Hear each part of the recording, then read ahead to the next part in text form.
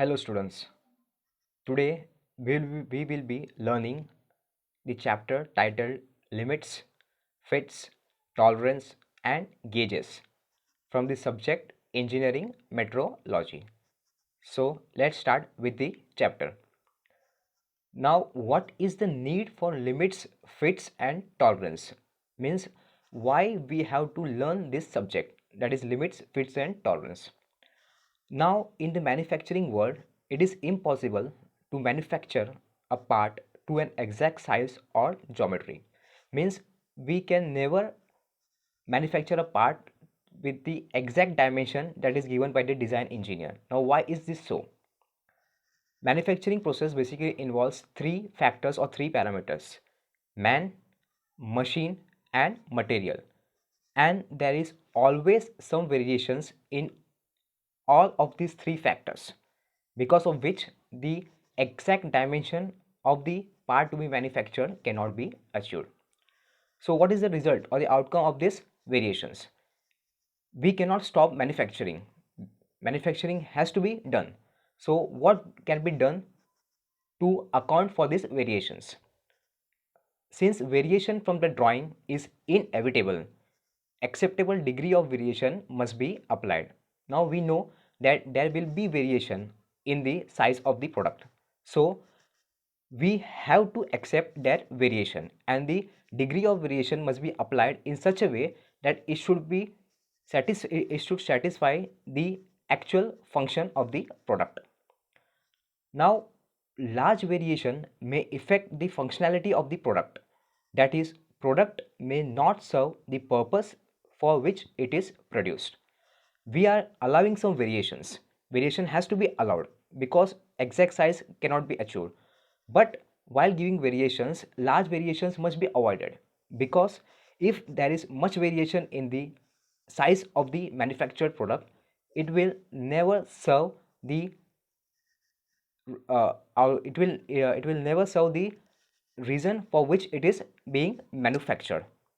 Or even if it serves the reason for which it is manufactured, the outcome will not be appropriate. So large variations should be avoided. Similarly, small variations in the product may affect the economy of the part. Small variations means what? The sizes are very close to the design size. For example, if the design size of a particular shaft is said to be maintained is around 50 mm, so small variations means we have to keep the size around 50.001 mm, 50.002 mm, means the variations from the design size is very less.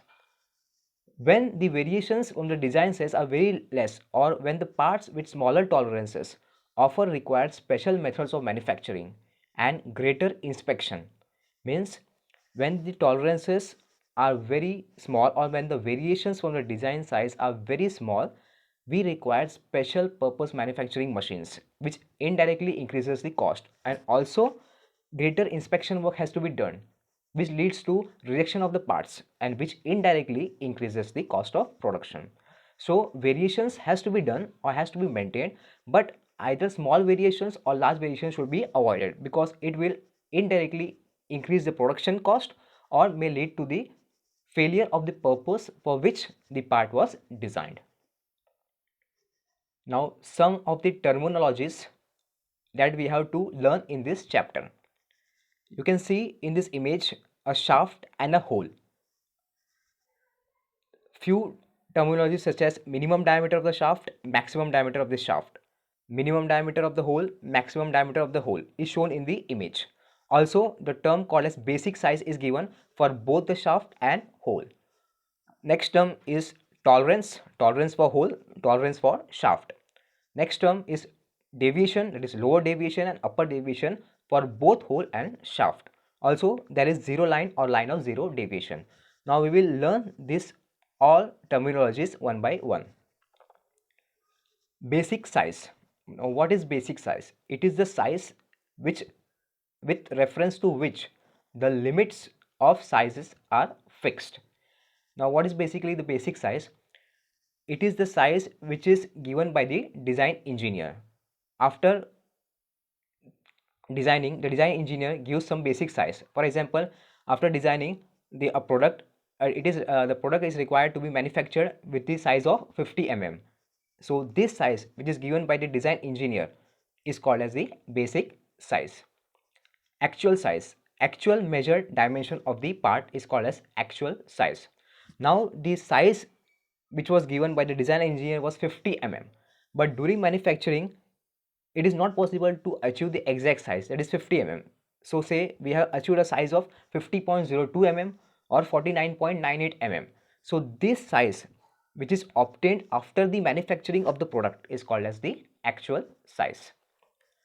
Now zero line, it is a straight line corresponding to the basic size.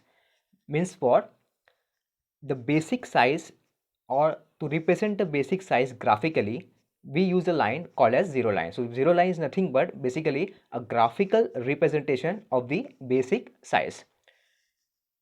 You can see in this image the basic size for the shaft and basic size for the hole is same. Basically always the basic size for the two mating parts is what always same.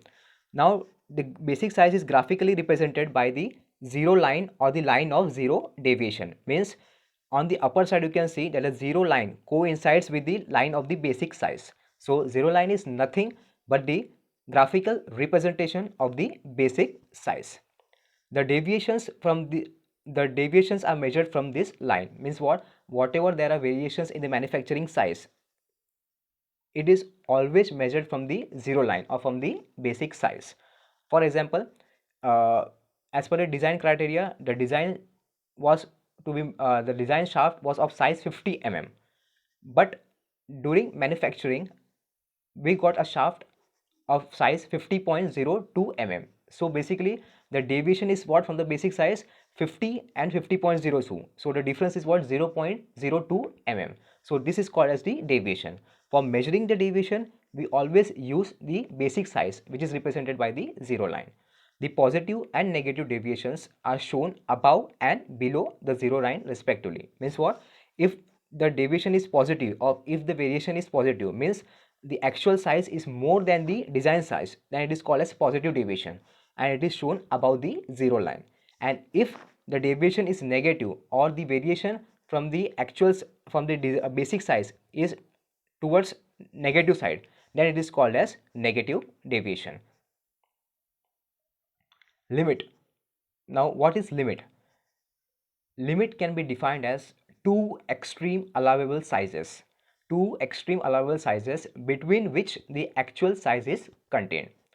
For example, I have said earlier that as per the design criteria, we have to manufacture a shaft of 50 mm diameter. But we already know because of many constraints, we cannot achieve the exact size of 50 mm. So what we will do, we will define two sizes, one upper side and one lower side, so that the actual size of the shaft after manufacturing should be between these two limits. So limit basically defines the two extreme allowable sizes between which the actual size is contained. For example, we can say if I have to manufacture a shaft of 50 mm diameter, I will give two limits. I will give upper limit as 50.02 mm. I will give lower limit as 49.2 mm. It means what? While manufacturing, my shaft size should be between these two upper limit and the lower limit. So next is maximum limit. The maximum allowable size of the part is called as maximum limit. Minimum limit, the minimum allowable size of the part is called as minimum limit.